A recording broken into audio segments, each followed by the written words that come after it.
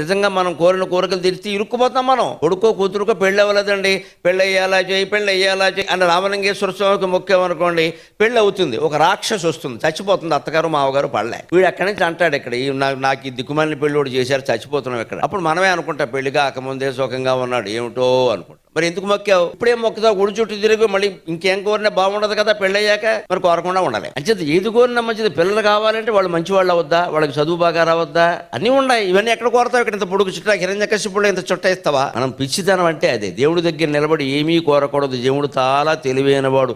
మనకెంత తెలివి ఉంటే మన పుట్టించిన వాడికి ఎంత తెలివి ఉండదు. కోరితే ఆ ఒక్క కోరిక తీరుస్తాడు, దాని పక్కనంతా చెద పట్టిస్తాడు. ఏమీ కోరకుండా ఉంటే పూర్తి బాధ్యత నా మీద వదిలేశాడు, మొత్తం జీవితానికి బాధ్యత వహిస్తాడు. అది భగవంతుని యొక్క మహిమ. మనం మామూలు మనుషులుగా ఆలోచిద్దాం. ఏదైనా ఎక్కువే కావాలనుకుంటాం, తక్కువ కావాలని అనుకోం కదా.